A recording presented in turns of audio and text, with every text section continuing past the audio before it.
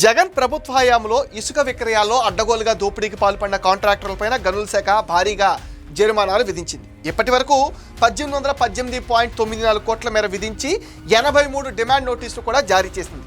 కాంట్రాక్టర్లకు 500 డిమాండ్ నోటీసులు జారీ చేసేందుకు అధికారులు కూడా సిద్ధమయ్యారు.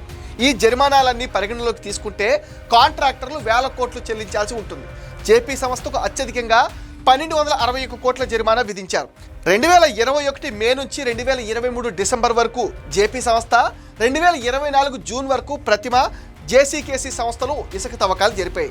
సుప్రీంకోర్టులో కేసు నేపథ్యంలో గనుల శాఖ అధికారులు అక్రమాలపైన సీరియస్ అవుతున్నారు. ఇప్పటి వరకు 83 డిమాండ్ నోటీసులు ఇవ్వగా జేపీ సంస్థకు 30 నోటీసులు ఇచ్చి 1263.51 కోట్ల మేర జరిమానా వేశారు.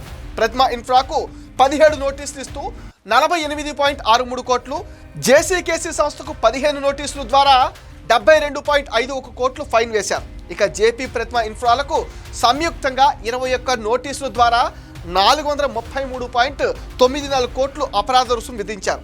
వివిధ జిల్లాల్లో సరైన అనుమతులు లేని 3 సంస్థలకు మరో 337 నోటీసులు జారీ చేశారు. శ్రీకాకుళం జిల్లాలో 82, ఎన్టీఆర్ పల్నాడు జిల్లాలో 39, గుంటూరులో 36, అనంతపురం జిల్లాలో 35 నోటీసులు జారీ చేశారు. అనుమతులు ఇవ్వని చోట్ల రీచ్ల సరిహద్దుల అవతల నిబంధనలు ఉల్లంఘించి తవ్వకాలు జరిపారని, వీటిపై 15 రోజుల్లో వివరణ ఇవ్వాలని షోకాజ్ నోటీసుల్లో కోరారు. గనుల శాఖ అధికారులు జారీ చేసిన డిమాండ్ నోటీసు పైన 3 గుత్తేదారు సంస్థలు హైకోర్టును ఆశ్రయించాయి. అధికారులకు జరిమానాలు విధించే అధికారం లేదంటూ వాదిస్తున్నాయి.